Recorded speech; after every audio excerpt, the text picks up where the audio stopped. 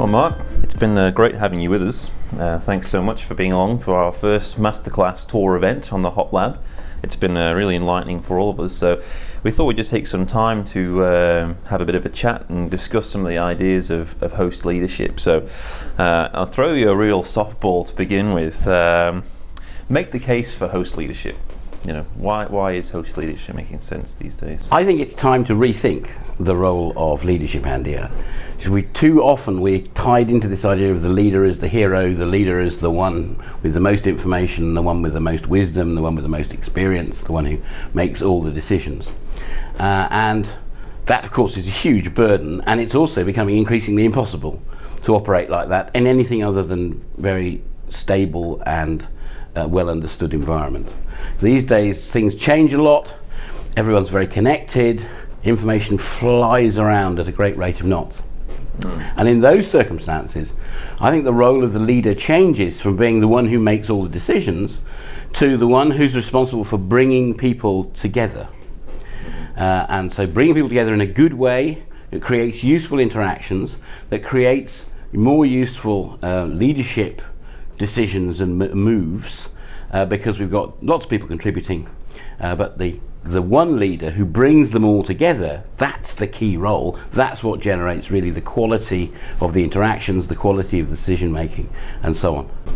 Yeah, so there's so many expectations placed on leadership these days, whether you're looking in leadership books or literature or LinkedIn. There's ever more expectations around what good leadership should look like, and it seems almost unrealistic, the amount of things that we're expecting leaders to do. Is this a more doable and a more realistic sort of approach to leadership? I think it's very graspable, and the feedback I get going around the world talking about this is that people feel this is something they can do, particularly women, interestingly, who say, I don't want to be a hero, but I could be a host. That's doable, that's easy. And so this role of the one who brings people together, you're not expecting to make all the decisions about the thing, but you're making loads of decisions about how to best bring people together, where to do it, how to invite them, how to engage them, how to connect them up and make those connections and contacts that are really going to make a difference.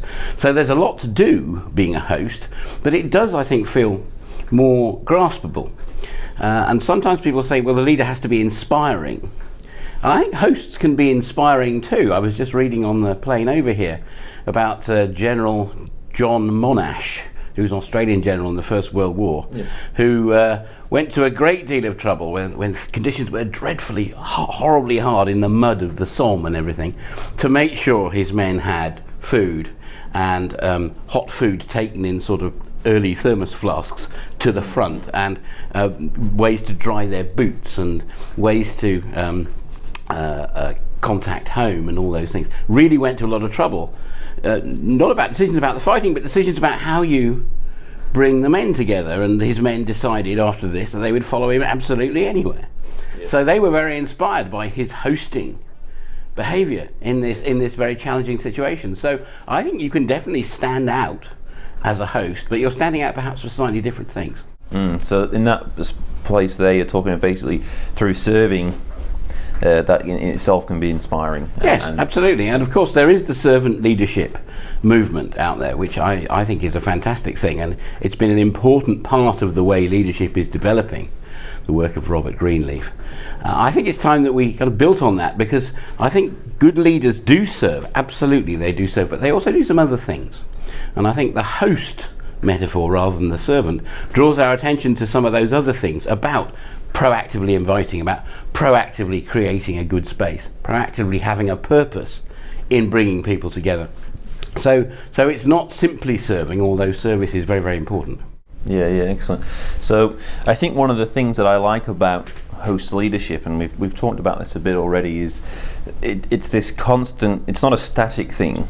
It's not this is what leadership is. It allows, it's a very rich metaphor in terms of it's this far more context-driven stepping forward and stepping back, and that ties in elements of both our traditional hero leader who's all-knowing and all-doing, and some of the servant parts.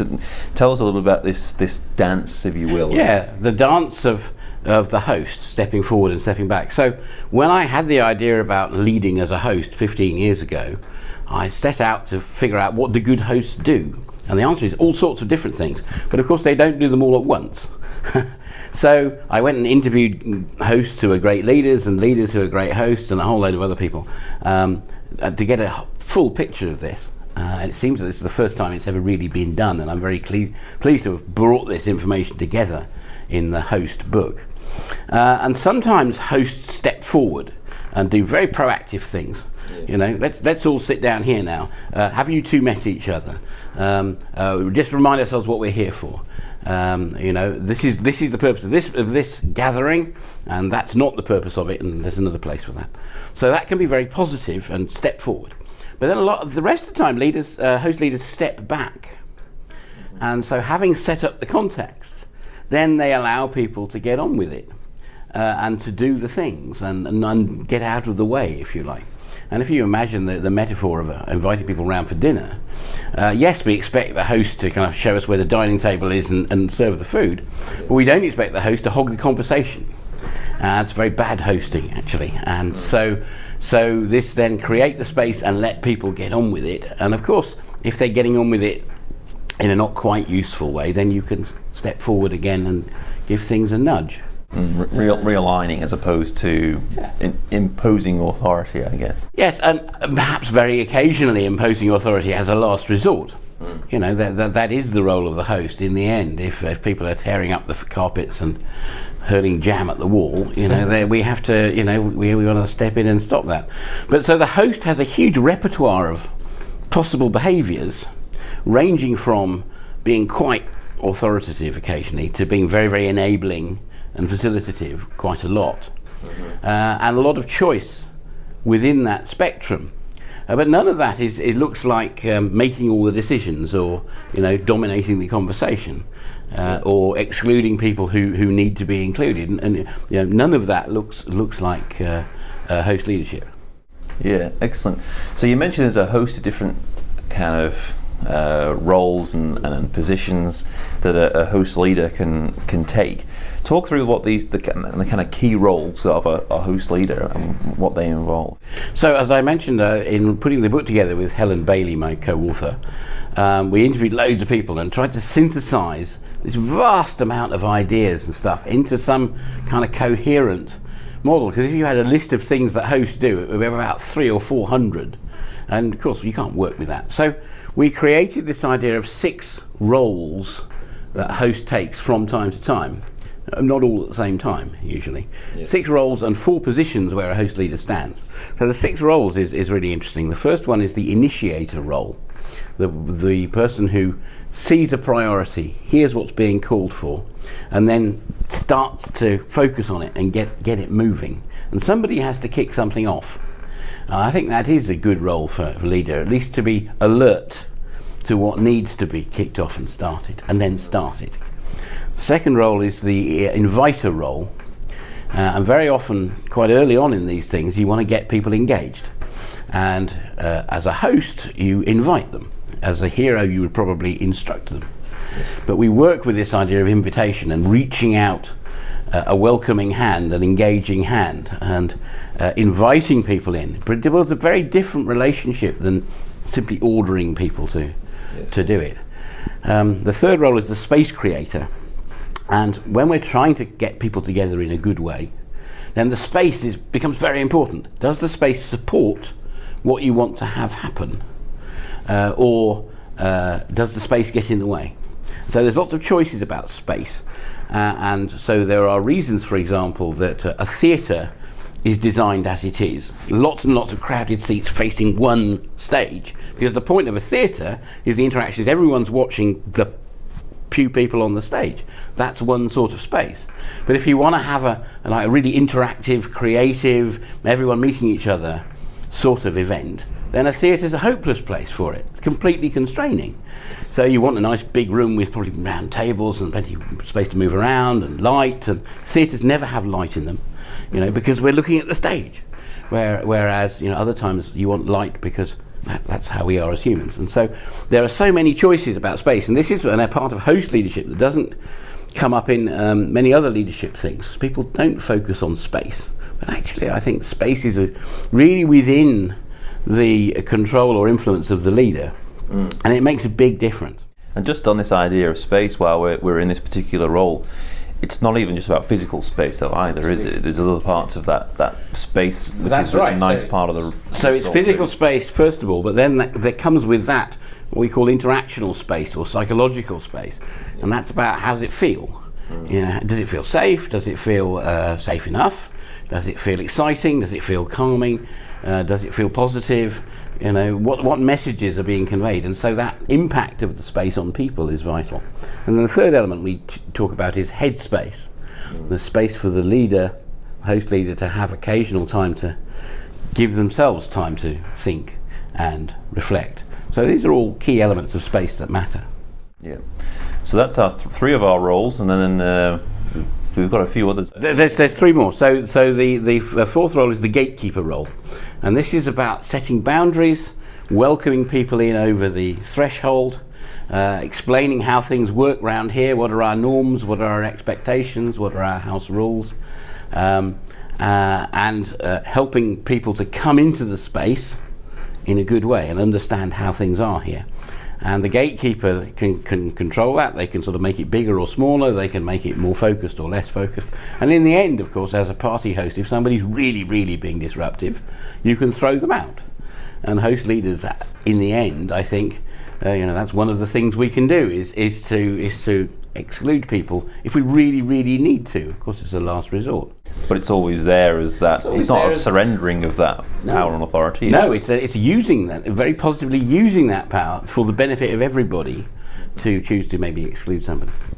And the fifth role is the connector, where in our seminars we always ask people what do good hosts do, and one of the very first things that people say is they introduce people to each other. It's always near the top of the list. Everyone knows this. Good hosts will not just introduce themselves, but will say, Sarah, you need to meet Josh. You two have something in common here. Mate, have a chat. That kind of role. And I think this is such an interesting departure from the hero thing, where the hero wants to keep people apart so that they're the only ones with all the information. If information is power, then you don't want people sharing information between themselves that you don't know. You want everything going through you. So it's very much this kind of passing out of power and connection and information as part of that process. Very active role for the leader, can help to make the connections. They don't have to do the conversation. Once the connection is made, it can flower into all sorts of interesting things. Yeah. It's a bit far more organic and let things happen rather than trying to control and very much and curate everything. Very much. And then the final role is the co-participator role. And the interesting thing about hosts is that they join in with the activities as well as leading them. So if we go around to somebody's house for dinner, yes, the host will serve everybody and have cooked the food or got the food prepared, but then the host will sit and eat the meal with us. And in leadership terms in organisations, that means the leader is not only sat behind their desk doing important things, but they're getting out, they're getting involved, they're taking a turn perhaps at the coalface every now and again. People see that they are not only sat there being the leader, but they are capable of being involved in the day-to-day as well. And that really builds good relationships, as well as helps the leader remember what it's like, to be out there and doing the work. And so this interesting kind of paradox, if you like, of yes, you've got to be separate, but also yes, you've got to be a part of it, is one thing that came very strongly when we were doing the research and talking to people. Yeah, there's a number of paradoxes actually we talked about yesterday, which I'm interested in coming back to actually. But I had someone, I was talking about this idea of host leadership and talked through those 6 roles, and I had a person who said to me, well, this doesn't work for our organisation because there's no one who can do all those roles. We've got one person who might do this role of being the inviter and another person who might arrange a room. They were talking very much just physically, they couldn't really make the connection between how someone can do all the roles. So what would be your response to someone who says, we can't do this in our organisation? Anyone can be a host. Anyone can think like a host. That's the key thing. It's not a question of, am I a host or not? You don't get officially designated host with a badge, usually. But what you do is think like a host. So you kind of think, if I'm the host, then these people are my guests. And if they were my guests, what would I do to make sure that we're going along and building a useful interaction together. So it's about thinking about the host, yourself as a host, in that respect. So I think one person can absolutely do all the roles, but not of course all at the same time. Yes. But your people are right in a way that you can share them out. Different people can take on different ones of these. I would urge against sort of officially designating people, you're the space creator, yes, the chief connector or whatever, or taking that too seriously. I think it's something that as hosts we can do and leaders we can do all the time. And another thing to think about is that people, I think, can be hosts at any level of the organisation. So yes, of course, the boss, the chief executive, could think of themselves as a host, or a team leader could think of themselves as a host of their team. Project manager could think of themselves as a host of the project. That's a particularly positive thing. Yes. But anyone who works with other people can think of themselves as a host and a host leader. So a nurse on a hospital ward can think of themselves as a host of the patients. Yes. A teacher in a classroom can think of themselves as a host to the students. And in so many places, anyone can put this hat on and see how it affects what they're doing and what they need to do next. And I think that's really powerful as well, because it was one of the things we talked about yesterday was by thinking as a host, it changes the things you're potentially going to be doing, because both the host is above and below is one of the things you mentioned. So the host takes control in terms of they set the event up, whether it's an actual event or it's just a psychological thing, that they set things up, but then they're also responsible for taking care of the guests. Yes. So it's a change in approach and a change of the thought process, I guess, of leadership. And it's a change in the power dynamic. Yes. So host and guest has a very interesting and odd power dynamic. Under normal leadership, the leader is on top and they have power over the followers, if you like, and they tell them what to do and so on. So the power is very much vertical. In hosting and guesting, the power becomes very much more horizontal. It's not equal. The host has kind of more things to do and levers to pull and authority when they need it or when they want it. But the host also has a role, the guest rather, also has a role and also has things to do. And so, as you say, it's both above and below. So we get this very interesting, I call it above, below and sideways power dynamic, which is very underexplored actually, and it's one of the things that we're working on right now, Helen and myself, for a presentation at a conference in a few weeks' time, to try and unpack a bit more of this, because this relationship of the host and the guest, we all know it. We all been hosts, we've all been guests, certainly. We all know the difference between good hosting and bad hosting, and yet at a sort of unconscious, visceral, cultural level, and yet we don't really unpack it, and it's fascinating and very, very thought-provoking to do that. Yeah, so I'm hoping you can be able to inform us a little more about how that develops. So that sounds really interesting in itself. One of the things, I think one of the threads which kind of really tie a lot of what we're doing in safety with HOP and safety differently in safety 2 and these various different areas of emerging safety practice, what ties them to host and makes this really, just to me, feels like a really nice fit is the complexity piece we've talked about, and the volatile, uncertain, complex, ambiguous world that we live in. How there's this complete mismatch between, if we accept that the world is complex and we have this VUCA world, well, with that being the reality, our old model of leadership doesn't make any sense, because there's no way a leader can know all things, foresee everything, and make all the right decisions. So talk a little bit about how you see that the host leadership does fit so nicely with that complexity discussion. So being a host is above all to be responsive. And however well planned you are as a host, and you should be well planned, unexpected things will happen. That's just how nature is, I think. And so therefore you have to learn also to be responsive. When the unexpected thing happens, you have to be able to sort of drop everything and deal with it in a good way. So and that's a natural part of the hosting that we all do. We invite people around, somebody upsets a glass of red wine on the white carpet, and things have to be done. That wasn't part of the plan, but we have to respond to it. We can't just pretend that it didn't happen. That looks really dumb. I think in the same way with leadership in a VUCA and complex world, you can't foresee all these things.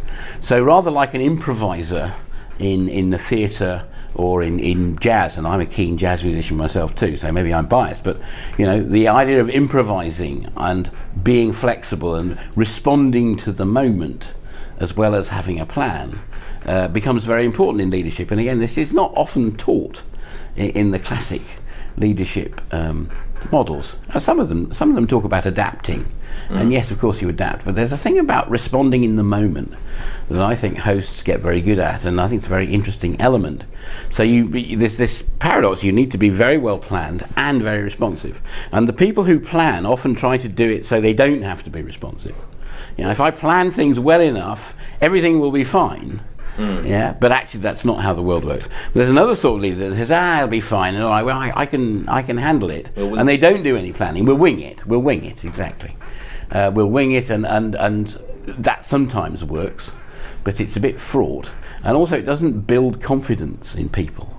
And when people, if you invite people around for dinner and they arrive and there's no food and there's nothing, no table laid, and you're sat around listening to a headphone saying, I've kind of forgotten you were coming, never mind, we'll wing it. This doesn't fill you with confidence. Whereas you walk into something that's organised and prepared, at least, at least he's thought about it, or she's thought about it.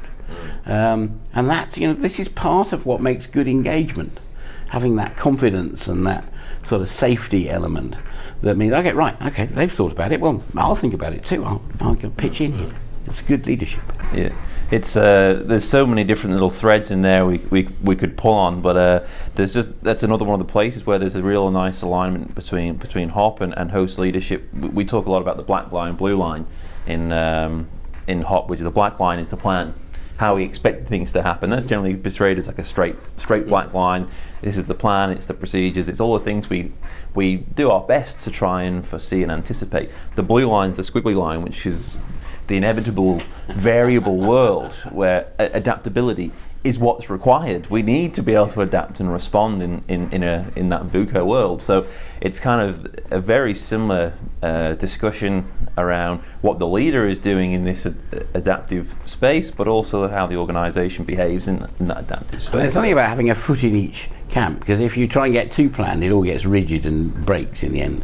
And if you try and be too flexible, it's all wishy-washy and nobody kind of knows what's going on. And there's a really interesting dynamic and balance around how we kind of somehow maintain foot in each of those worlds in a good way. And I think there's, again, a lot more to be said and learned and written about that. Yeah, and I think something you said yesterday, the dynamic steering, I thought it's really interesting. If you're riding a bike, if we're going from here down to the other end of the South Bank and we said we're going to plot out every exact place we're going to be at along the way, it would be a nonsense. It clearly wouldn't work, but we have this first step, leaving the hotel, and we know where we're going, and the rest of it is kind of dynamic steering. The rest of it's done as we go along, absolutely. And so bikes are fundamentally unstable machines, and that makes them interesting to ride, because you're controlling them with small weight shifts and movements of the handlebars all the time. And we kind of, when you learn to ride a bike, you learn to do that somewhat instinctively, and so we don't think about it. And actually, if you look at where the handlebars are after 35.2 meters, there's no way you can predict that. But that doesn't mean that when we get there, the handlebars won't be in the right position, as long as we're riding the bike reasonably, competently, and it'll all be fine. So it's about getting rid of this idea that we need to know every step of the way. If you know the desired destination and you've got a good first step, then that's probably about as good as it gets, I think. And we have to set out to find out what the challenges are. You can spend a lot of time worrying about challenges that turn out not to be there. And occasionally there are challenges that are there that you didn't expect, but that's okay, we can be flexible. So it's, you have to set off on a journey to really find out about what happens when you go down that road. Because if we get ourselves so bogged down in the planning, everything that comes up which is unexpected and which kind of is there to kind of catch us out, that can then be effectively becomes labelled poor planning. Right. When in actual fact it's not poor planning, it's an emergent thing that's happening. Exactly, it's just a normal part of things. And so the fact that you have to abandon your plan doesn't mean you shouldn't have planned. Yes, absolutely. The old saying, it's not the plan that's important, it's the planning. So it's doing some forethinking is a good thing, but don't get too tied to it. And I think just getting towards the end of our conversation, that you talk about not getting bogged down in an ant country. Basically, it's important to know what you're going to do next, and ultimately where where you're going, but it's reversing this kind of this graph, I guess, where we have this situation where we have typically managers spend a lot of time on kind of like these midterm plans, trying to foresee all these various different things. Not that there's not a role for that, but it's a disproportionate amount of time spent on the midterm, not really a lot of understanding of where we're going and no idea what the first step is going to be. So that ties in nicely as well, doesn't it? There's a section in the book called The User's Guide to the Future about that, and this idea that you know, if you know the kind of way you're trying to get to and you've got a good first step or two, then set off and find out, because that's how the path will unroll. Whereas trying to plot the exact path right at the start, and I think this was probably always futile, but it's becoming even more clear in the first years of the 21st century, that there's so many things going on, some of which are completely random, some of which are unexpected, some of which we never even dreamed of, that by the time you get sort of halfway along the road, things will have changed. But at least you'll be halfway to somewhere, and you can always then flex and say, well, actually, rather than go there, let's go over there. Okay, we'll change course a bit. That's good. But we've been making progress all the while, and if you're not stepping forward and moving forward, then I think in a way the world is catching up with you. I think something we said in one of our earliest conversations was, even if we don't know exactly how we're going to get there, each step forward is getting us closer to the solution. So closer to the solution, and also learning more about the path. Yes. And so as we go on, we discover more about how to make this work, how to make progress, what's really important and what isn't. Excellent. So I guess the final thought before we wrap this up, Mark, if someone's watching or listening to this and they think, well, how do I go about being a host leader? Give a tip or something, a place to start. Say, here's what to go away and do if you want to start thinking as a host leader. Okay, so the first thing to say is we all know how to be hosts already. It's in our culture. So just think of yourself as a host and think of the other people involved as your guests and just see what comes. You don't need to have done any study to do that. However, if you want to expand your ideas about what good hosts do and learn from the best, then get hold of my book, Host, 6 New Roles of Engagement for Teams, Communities, Organisations and Movements, with Helen Bailey as co-author. And it's stacked with interesting stuff, from stories from all over the world that expand our thoughts about what hosts do. So that you can start right away, and there's loads of good resources out there. Increasingly, other people are interested in this to get going. Excellent. Well, I'd recommend the book as well. Well, to wrap up, thank you very much, Mark. It's been a real pleasure to have you with us.